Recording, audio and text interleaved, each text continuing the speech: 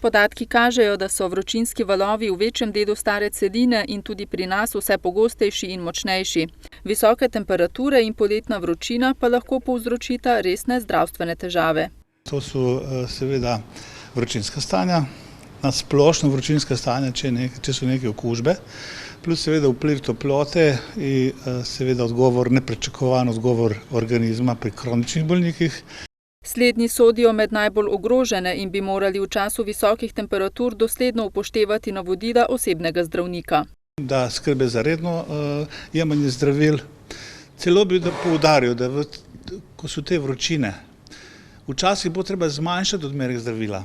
Kajti itak vročina povzroča, da se žile šire, tako da tisti predpisan odmerek zdravil deluje že dodatno, tako da ima paze, meri pritisk, potem lahko v dogovoru telefoničnem posvetu z osebnim zdravnikom se odloči za to. Za ranljivejše skupine, kamor poleg kroničnih bolnikov sodijo še starejši in otroci, je v primeru daljših potovanj pomembno načrtovanje poti. Da če grejo na pot, da se opravijo v zgodnjih jutarnjih urah, tako da ne bi to bilo, in da se poskrbijo seveda za postanke. Vedno naj bo neka plastenka vode zraven, da to ne bo taki, da se ne odpravljajo na pot, da se mora čim prej prideti na cilj.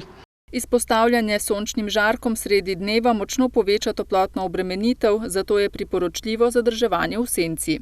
Senca naj so okna odprta po noči zaradi prepiha, že ob 8 uri se okna morajo zapirati.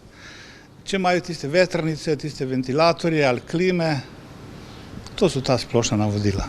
Sicer pa na krški urgenci zaradi visokih poletnih temperatur nimajo veliko dela, saj prebivalci po Zrničevih besedah upoštevajo napotke zdravnikov in ostalih strokovnjakov. Mi smo res v Krškem zadnje 3 leta imeli samo eden pravi vročinski krč, gor na Vidmu. Jaz sem bil, res sta bila stara, uboga, v hiši je bilo grozno, mislim, da je bilo 50 stopinj, pa smo res si vzeli časa, 1 uro popoldan, da bi razložili, kaj bo treba delati. V poletnih mesecih so sicer na območju Krškega na prvem mestu urgentnih stanj poškodbe, poudarja Zrnič. Te so posledica pogostejših športnih in rekreativnih dejavnosti v tem času, pa tudi pogostejšega dela na prostem, denimo na vrtu ali v sadovnjaku.